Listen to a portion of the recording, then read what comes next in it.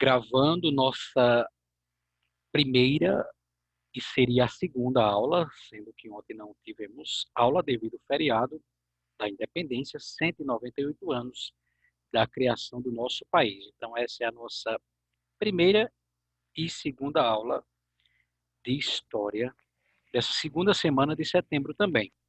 Que página, professor?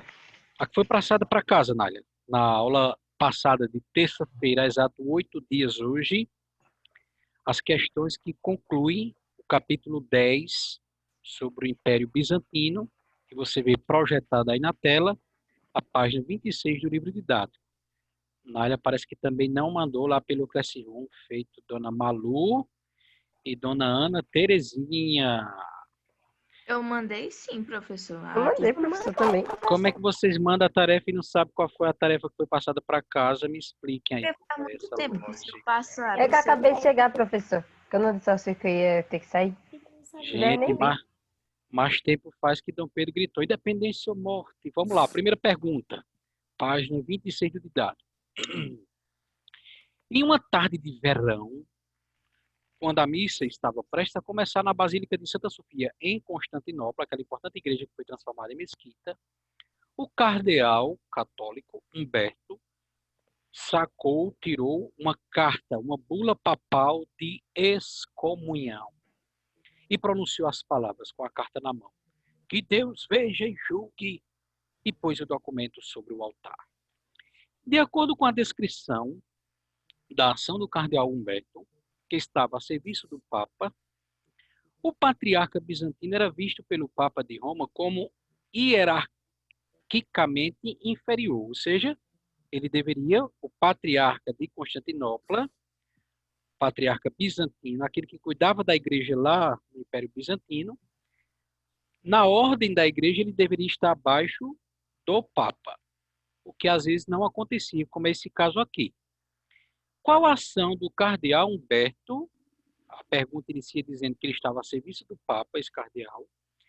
Que ação dele comprova que o patriarca, o chefe da igreja lá de Constantinopla, deveria estar abaixo do Papa? Qual a ação dele que comprova isso? Que ele sacou uma bula de excomunhão. Que ele sacou uma carta, ou uma bula, muito bem, Lucas, de excomunhão, ou seja, dizendo que ele e toda a igreja de Constantinopla estavam agora excomungados, ou seja, fora da comunhão com a igreja de Roma. A carta de excomunhão, muito bem, seria a resposta do primeiro. Carta de excomunhão, ou bula de excomunhão, dá na mesma, como o nosso colega Lucas ajudou. Segunda pergunta, a cidade, bula ou carta de excomunhão, seria o primeiro. Olha o Rian aí, bonitão, com seus músculos aí à mostra. Chegando aqui o Moshe. Segunda pergunta. A cidade de Constantinopla tem sua origem relacionada ao quê? Como surgiu essa cidade? Foi depois da queda do Império Romano? Foi depois da invasão dos bárbaros? Foi a divisão do Império Romano entre os filhos de Teodósio? Não. Conforme mostra lá a página 17, parágrafo 4º, o surgimento, a origem de Constantinopla é a construção de uma nova sede conforme a proposta do imperador Constantino, daí o nome Constantinopla. Ou seja, ela surgiu muito antes do Império Romano cair, dos bárbaros invadirem o Império Romano, tem tudo a ver a letra A e a letra B, uma está relacionada à outra, e ela surgiu antes da divisão feita por Teodósio, né? Teodósio dividiu o Império, mas antes dele dividir, já existiam duas capitais, Roma e Constantinopla. Quando Constantino estava cansado da cara do povo de Roma, não aguentava ver mais esse povo de camiseta branca, com o nome preto e uma letra C vermelha, na camiseta branca, mostrando os músculos, só porque é de capoeira. Aí, quando ele estava cansado de ver esse povo, ele ia lá para Constantinopla. Terceira pergunta. Leia esse fragmento de um antigo autor lá de Constantinopla, autor bizantino. Ele diz assim: ao perguntar a um padeiro o preço do pão, o padeiro respondeu que o pai é maior do que o filho. Quando perguntou, indagou se estava pronto o seu banho, responderam a ele: o filho provém do nada, o filho Jesus, nesse caso. Coisa sem pé sem cabeça, não é? Vamos a entender, Nália, o que é isso aí que ele está perguntando para a gente. Nos diz lá a pergunta. Esse texto aponta uma característica importante no Império Bizantino, que trazia as questões religiosas para o dia a dia. O que era essa característica? Você vai ver que tem respostas aí que se confundem. Essa característica era o cristianismo? Podia ser. Podiam ser as discussões religiosas, teológicas? Também pode ser. O livro aponta essa alternativa aí como correta. Poderia ser as diferenças religiosas que provocavam frequentes revoltas civis? Também, se alguém marcou essa, eu consideraria correta. Porque, como a gente viu na pergunta 1, as diferenças religiosas provocavam, sim, revoltas, né? Houve uma briga ali do Papa de Roma com o chefe da igreja em Constantinopla. Só não poderia ser a letra D, o intenso comércio de ícones religiosos. Está falando de venda de ícones, venda de imagens religiosas. Mas está falando que no comércio, no dia a dia, em casa, a perguntar do banho, as questões religiosas estavam presentes. Então, quem marcou A, B ou C, eu considero dele correta. No entanto, o livro aponta como correta a letra B. Tá? Feita aí a correção da página 26, nós iniciamos o novo assunto. Alguém teria alguma consideração a fazer? Ou podemos prosseguir? Nália, Rian, Malu, Lucas, Diego, Ana Cláudia, Raquel está por aqui, Raquel também, perigosa, Ana Cláudia, Clarinha, Cecília, Érica no caso é a nossa querida Mariana. Mari, Terezinha, que só manda uma tarefa por semana, não manda as duas. Gabriel, João Pedro, Pia, Letícia, Moshe, Vitor, Anaís, Isaías, Raquel, alguém tem alguma coisa a dizer ou podemos continuar? Acredito que podemos, né? O silêncio de vocês me confirmam que sim. Vamos lá. Continuando, iniciando aí um novo assunto, Rianzinho. Preste atenção, Rianzinho. Deixa a televisão falar, Rianzinho. Preste atenção, Rianzinho. Capítulo 11, novo assunto aí. Os árabes.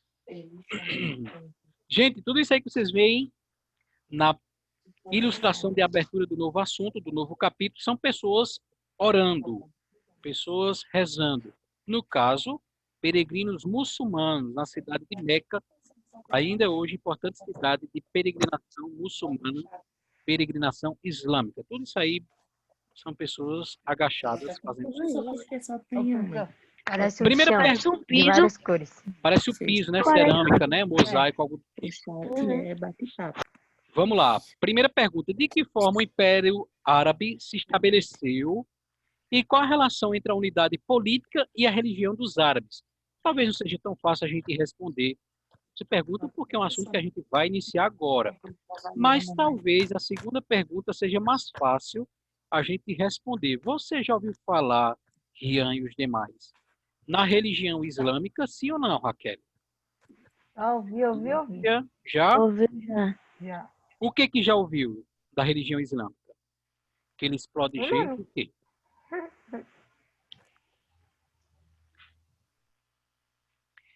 Ó, Mari está perguntando aqui. No templo só vão os homens? Só, Mari. No templo só os homens são permitidos fazer as orações no interior do templo.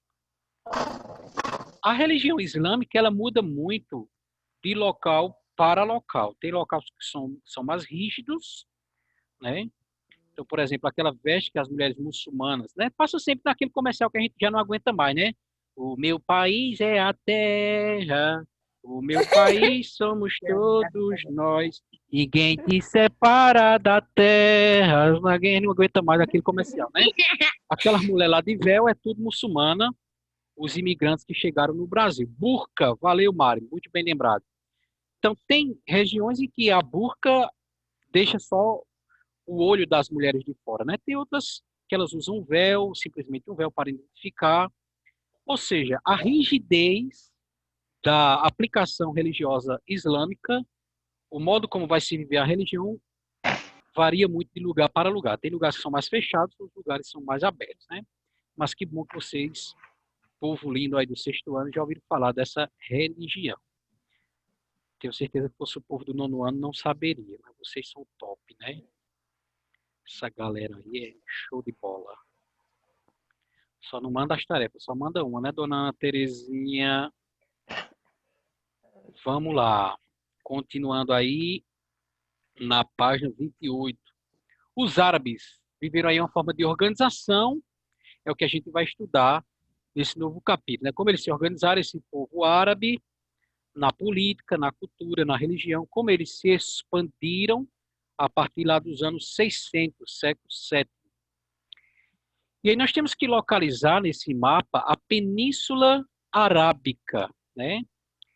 O mapa mostra para a gente, esse mapa da página 28, a chamada região do Oriente Médio, onde estão espalhados aí os povos árabes, né? E aí você vê os atuais países: Turquia, Síria, Iraque, Jordânia, Israel. Nós temos, embora Israel seja um país judeu, mas nós temos árabes morando ali, inclusive é uma região muito de conflito, no Egito, na Arábia Saudita, Iêmen, Omã, Afeganistão, Irã, Kuwait, são os Catar, são os Emirados Árabes, são os países mais famosos, os países árabes.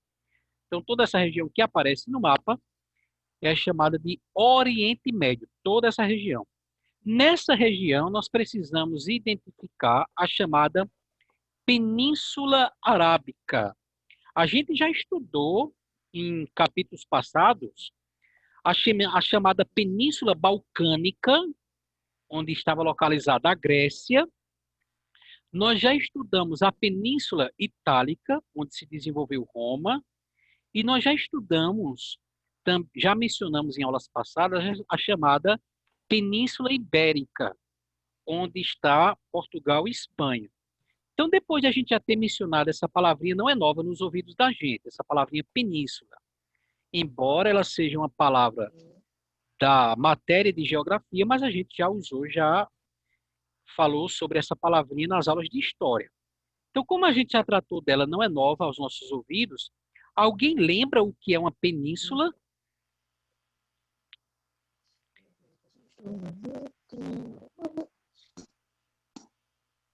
Quem lembrar vai ganhar uma passagem lá para a guerra da Síria, dos muçulmanos. Rianzinho não quer não. Ana Cláudia, Eric, sexto B, mestre, João Pedro, Raquel, Ana Clara, Malu, Cessi, Terezinha, Gabriel, Beatriz, Diego, Letícia, Moisés, Vitor, Matheus, Anaísa, que é a península. Tá, olha, tá chegando lá. Como é? Terra cercada por água. É uma Foi porção Anaísa de terra que disse, cercada foi? por água. Anaísa, é isso que tá falando? É a Anaísa que tá falando? Sim ou não? É isso, ela deu o polegar aqui. Sim. É porque não aparece todas as janelas, eu tenho que estar passando para ver qual a janelinha que está falando. Valeu, Anaísa, muito bem. É uma região, olha aí, a Península Arábica, essa que tem aqui ao sul, ó. Arábia Saudita, Iêmen e Omã. Tem também Emirados Árabes e Catar, né? E o Kuwait. Então, é uma região cercada por água de 3 lados e só uma por terra. No caso da Península Arábica, ao norte da Península Arábica, nós temos o que ao norte? O Iraque. Iraque. Ao leste, que no caso é a sua direita, nós temos o quê? Emirados Árabes e Omã. Nós temos o quê? Saindo da terra, nós temos o quê? Omã. Golfo. Saindo da terra, gente. Nós temos o quê? A leste, a A sua Mar da direita. Arábia. Mar da Mar da Arábia e o Arábia. Oceano Índico. Ao sul, nós temos o quê? O Oceano Índico, né? Saindo da terra. E ao oeste, à sua esquerda, nós temos o quê? Mar Vermelho. Mar Vermelho. Então, península é isso. Uma região de terra cercada por águas de 3 lados e só uma por terra, né? Geralmente o norte. Isso se repete aqui na Península Arábica, se repete lá, se você lembrar, da Península Balcânica, que, como disse, já estudamos, também só tem saída por terra ao norte. Também na Península Itálica, onde se desenvolveu Roma, que já estudamos, a saída por terra também é ao norte. No caso da Península Ibérica, se você lembrar no mapa, onde está Portugal e Espanha, a saída por terra é o leste. Ao norte, oeste e sul, é também 3 regiões, 3 lados cercados por água. Então, isso, como disse a Anaísa, uma península. Uma porção de terra cercada por águas de 3 lados e só uma por terra. Então, no Oriente Médio, toda essa região desses países, nós temos que focar na Península Arábica, porque é aqui onde vai surgir a religião islâmica, a religião muçulmana, né? Nós temos aí nessa Península Arábica os desertos, além de ser um clima quente e seco, nós temos aí os desertos e algumas águas que contornam, né? O Mar Vermelho, o Oceano Índico, o Pérsico e tudo mais, que possibilita aí as margens dessas águas o desenvolvimento da agricultura. Vamos lá na página 29 agora. Na atualidade, que países estão localizados no Oriente Médio? Na letrinha A, rapidamente, nós podemos mencionar alguns desses países. Acredito que todos vocês estão com lápis ou caneta aí em mãos, né? Então, podemos citar Arábia Saudita, Egito, Turquia, são os mais fáceis de escrever, né? Que rapidamente a gente escreve. Arábia Saudita, Egito, Turquia, etc. Ok? Então, na letra A, quais os países que estão no Oriente Médio? Arábia Saudita, Egito, Turquia. Agora, na letra B, se a gente for especificamente para a Península Arábica, quais são os países que a gente encontra ali? Novamente, Arábia Saudita, Emirados Árabes e o Catar. São os três mais conhecidos que a gente pode citar, localizados especificamente naquela micro-região do Oriente Médio chamada Península Arábica, aquela porção menor ali. Então, letra B, quais países ocupam a Península Arábica? Podemos citar Arábia Saudita, Emirados Árabes e Catar.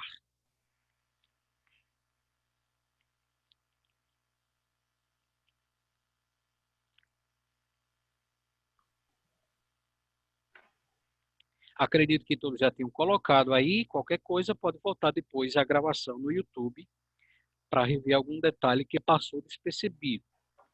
Então, vamos conhecer melhor um pouquinho essa realidade interna da chamada Arábia Saudita, da Península Arábica, né? Lembrando que a Arábia Saudita é apenas um dos países que estão ali na chamada Península Arábica. É na Arábia Saudita onde vai surgir o islamismo, esse novo assunto que estamos vendo aí no capítulo 11. Então, aquela região era habitada por pessoas camponeses, agricultores que plantavam grãos ou palmeiras, mas também comerciantes e artesãos. E ainda tinha um grupo chamado de beduínos. Quem eram os beduínos? Lucas, pode ligar o microfone, ler para a gente? Ou alguém? Quem eram os beduínos? Quem lê para a gente aí na segunda linha? João Pedro, alguém? Diego? Rianzinho, deixa de roer unha. É tribos nômades, Continua. geralmente compostas de caravaneiros que atravessam o deserto de um oásis a outro, em busca de pastagem para suas criações de animais, dromedários, bodes e ovelhas, além de poços que pudessem fornecer água. Valeu, grande João. Então, são tribos nômades que se deslocavam pelo deserto em busca de um oásis ou outro e geralmente viviam ali procurando pastagem de seus animais, mas também a gente vai ver mais à frente que essas tribos eram também de comerciantes.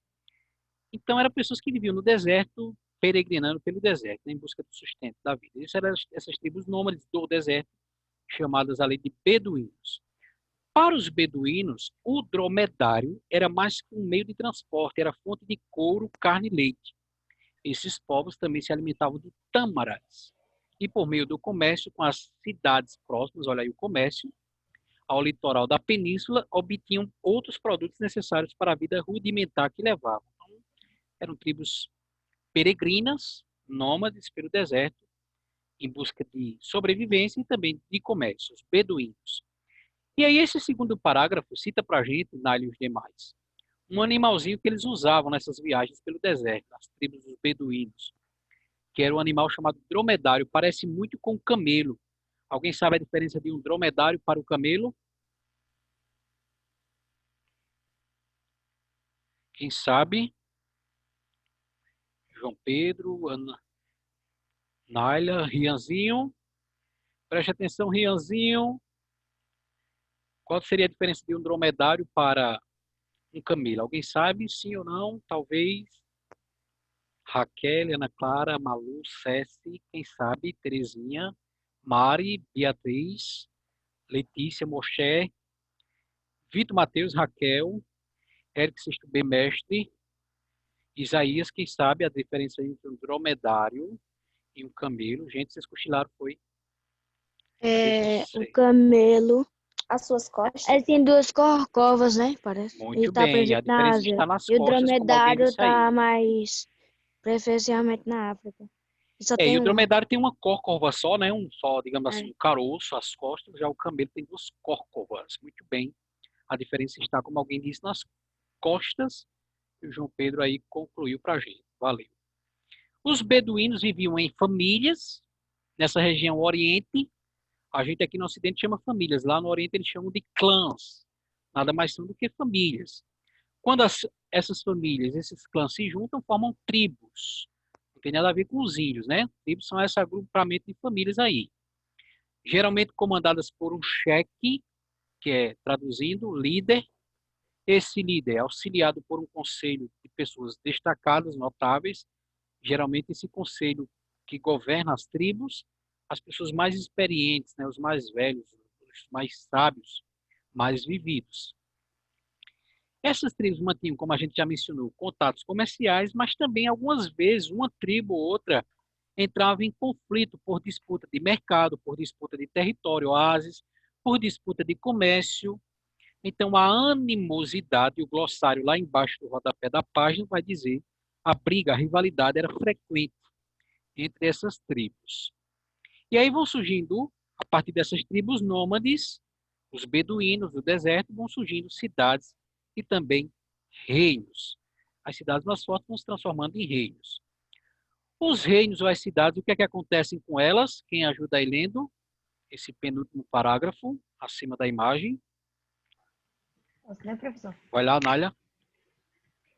Os reinos ou as cidades independentes situados ao longo do litoral sul da Península Arábica foram beneficiados com o clima que propiciava a prática da agricultura e também com o comércio das ricas mercadorias do Oriente, pois pela região passavam muitas das rotas que ligavam o Oriente e o Ocidente. Então, aí os fatores locais que favoreciam a sobrevivência dessas tribos. Valeu, Nália. As principais rotas comerciais eram de norte a sul da Península Arábica, que ligavam o mar Mediterrâneo ao Oceano Índico, e a leste, oeste, ou seja, da sua esquerda para a sua direita, ou melhor, da direita para a esquerda, leste, oeste, que ligava a Mesopotâmia ao leste da África. Essas duas rotas passavam pela península. Especificamente por qual cidade? Quarta linha desse último parágrafo. Meca, Meca. Preste bem atenção no nome dessa cidade. Os produtos comercializados ao sul da península eram bastante procurados pelos povos da antiguidade. Quais os produtos que tinham lá no sul da Península Arábica? Mirra e olíbano, produtos utilizados para fazer incenso, perfumes e óleos de ungir, usados pelos sacerdotes hebreus. Né? Se você voltar lá no mapa da página 28, você vai localizar lá no mapa da página 28, vamos voltar aqui na tela. Olha lá, vamos ampliar. Então, você vai ter aqui, a leste do mar Mediterrâneo, você vai ter aqui Israel. Estou passando o mouse em cima aqui, ó. Israel, a nordeste do Egito. Israel, que é o país dos judeus, o povo da Bíblia, cuja cidade principal é Jerusalém. Então, o que é que o livro está dizendo para a gente lá? Que os sacerdotes hebreus, o povo que cuidava da religião judaica, de onde nasceu Jesus, compravam lá das tribos beduínas, compravam mirra, perfumes, óleos e tudo mais, né, para usar nos seus ritos religiosos. E aí nós vemos a ilustração na página 29, o que seria um desses beduínos, né? Por incrível que pareça, esse monte de tecido que eles usam envolvendo o corpo é para proteger do calor. A gente pensa que dá mais calor, mas protege do calor ardente do deserto, a pele, né? Isso numa época em que não existia ainda protetor solar. A gente pensa que esquenta, mas na verdade protegia do calor ardente no deserto. E diz aí a legenda ao lado da imagem que atualmente ainda tem povos beduínos que vivem ali no Oriente Médio, no norte da África. Muitos se tornaram hoje, né, antes viviam do comércio, eram tribos nômades, peregrinas, mas hoje se tornaram treinadores de dromedários. Alguém lê essa janelinha rosa aí, falando sobre o rico comércio da Península Arábica? Quem lê para a gente essa janelinha rosa da página 30? Rianzinho, preste atenção, Rian. Página 30, quem lê pra gente essa janelinha rosa? Professor, eu posso ler? Vai. Para evitar as áreas de conflito entre bizantinos e persas, a maioria dos mercadores passava suas mercadorias para caravanas na entrada do Mar Vermelho e seguia por terra para o norte, pela trilha que se estendia ao longo das montanhas até a Palestina e a Síria. Essas caravanas eram formadas por grandes grupos de pessoas e animais, com até 300 mercadores, condutores e guardas, além de 2.500 camelos. O valor dos bens que carregavam era incalculável. A Bíblia registra a visita da caravana da rainha de Sabá à corte do rei Salomão em Jerusalém, com uma quantidade de ouro, pedras preciosas e perfumes que os judeus jamais haviam visto. Valeu, Mari. Então, Mari leu aí, a gente acompanhou como eram um pouquinho essas peregrinações e, novamente, a ligação dessas tribos nômades beduínas, né, com o povo da Bíblia, os hebreus, já que aí o rei hebreu Salomão, lá de Jerusalém, dos judeus, que construiu lá o templo, né, recebeu a visita de um desses reinos lá da Arábia Saudita, a rainha do reino de Sabá, que ficava lá na Arábia Saudita, lá na Península Arábica. A ligação desse povo antigo também com o povo da Bíblia. Aí vem umas perguntinhas aí para a gente conversar, né? Seria para a gente responder no caderno, mas como a gente está ao vivo, a gente pode conversar sobre elas, não impede de, se alguém está com o caderno aberto também, de maneira rápida, responder, né? Primeira pergunta, que relação podemos estabelecer entre Constantinopla e a Península Arábica? O que tinha a ver essa importante cidade, Constantinopla, que a gente terminou de estudar no capítulo anterior, com essa nova região que estamos estudando agora, a Península Arábica? Como era essa relação? O que é que tinha a ver uma coisa, um local com o outro? Está ali na primeira linha a resposta.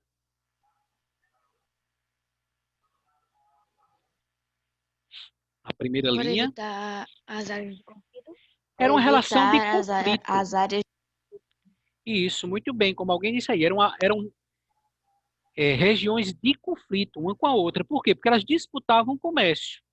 Então, Constantinopla era uma importante cidade comercial, como a gente já viu, estava localizada estrategicamente ali entre o Ocidente e o Oriente, e disputava o comércio, conflituava ali o comércio com a Península Arábica. Então, seria a resposta que a gente poderia colocar no primeiro. Eram regiões, áreas de conflito, de disputa comercial. Essa era a relação, disputa, de conflito. Segunda pergunta, como a obra, né, agora a pintura aqui do artista Apolônio, um nome muito bonito, para algum dia quando vocês tiverem um filho, colocar nele Apolônio. Se for um casal de gêmeos, bota Apolônio e Apolinéia. Então, como a pintura aí do Apolônio representa as riquezas que o texto descreve? Aparecem riquezas aí nessa pintura, sim ou não? Sim. Quais são os elementos que a gente pode ver que demonstram riqueza? Quantidade de pessoas, a carruagem, que a rainha vai sendo levada. Acredito que ela seja essa aqui, o mouse está passando em cima. O luxo, a riqueza que aparece nas vestes. Então, tudo isso aí seriam elementos do artista representados que demonstram riqueza. Quantidade de pessoas, a carruagem, as vestes, seriam coisas que podemos citar na segunda pergunta.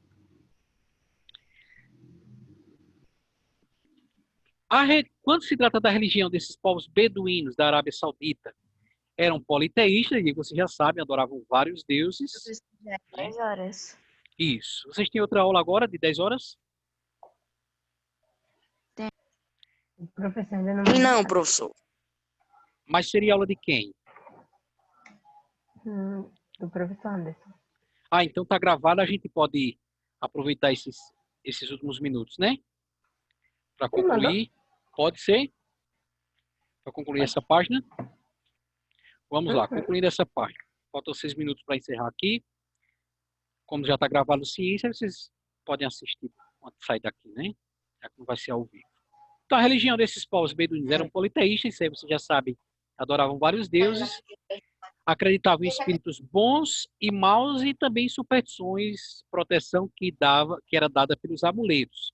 Cada clã, cada família tinha o seu deus próprio, que eram venerados em santuários, né? Então, diferentemente do politeísmo praticado em Roma, que a gente já estudou que os deuses eram adorados também em casas, as tribos beduínas adoravam seus deuses em santuários. E tinha um importante, um principal santuário, que era em que cidade mesmo? Diz aí a segunda linha do penúltimo parágrafo, na cidade de Meca. Meca. A gente já mencionou essa cidade. Preste atenção no nome dessa cidade. Nessa cidade tinha um importante santuário. Esse santuário era chamado a Caaba, com 2 A.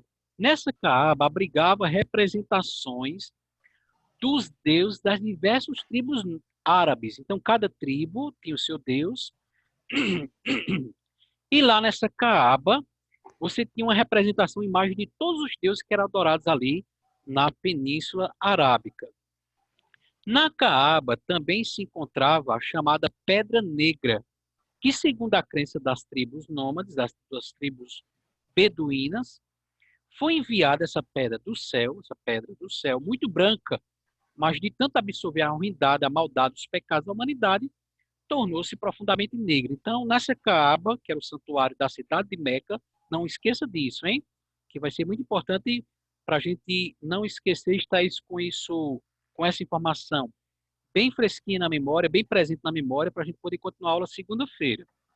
A cidade de Meca era um importante centro de peregrinação. Na cidade de Meca havia o santuário chamado Caaba, que tinha imagens, representações de todos os deuses adorados pelas tribos nômades, e tinha também essa pedra que era reverenciada pelas tribos beduínas que peregrinavam até o santuário de Meca, que era um importante santuário ali da região.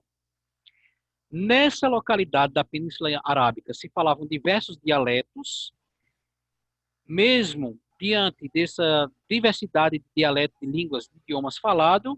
No entanto, todos esses povos, todas essas tribos, elas se reuniam, se encontravam em Meca, nessas peregrinações, já que Meca era importante cidade de peregrinação, porque o santuário mais importante, a Caaba, estava ali em Meca.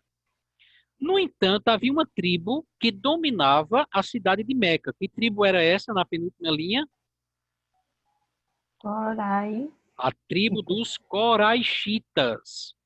E é claro, como acontece ainda hoje com toda cidade que tem peregrinação religiosa, seja ela católica ou evangélica, a cidade que tem um importante lugar de visita religiosa, termina havendo ali também um importante centro comercial, né? Em torno do santuário religioso vai se abrir hospedarias, restaurantes, enfim, vai desenvolver também ali um comércio.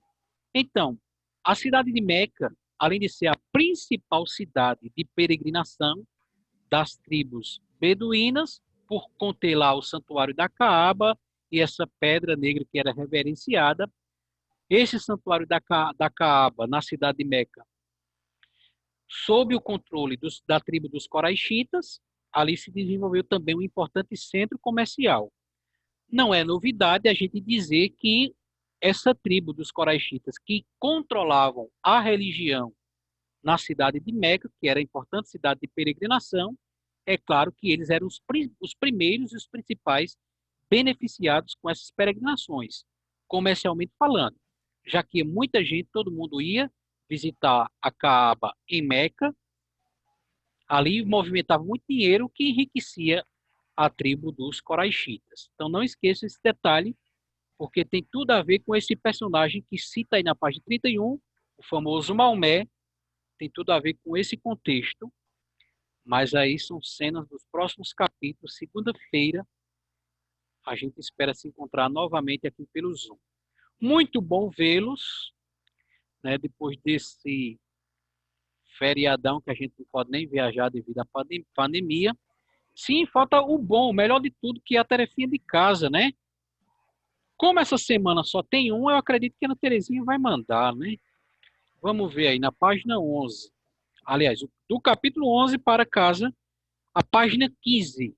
do livro de atividades, tá? Página 15 do livro de atividades. Bom vê-los por aqui. Nália, Ana Cláudia, Raquel, Ana Clara, Malu, Cécia, Terezinha, Lucas Moraes, Beatriz, Diego, Moisés, Vitor Mateus, Raquel, Isaías, João Pedro e os outros que já partiram. Muito bom vê-los. Deixa eu encerrar porque só falta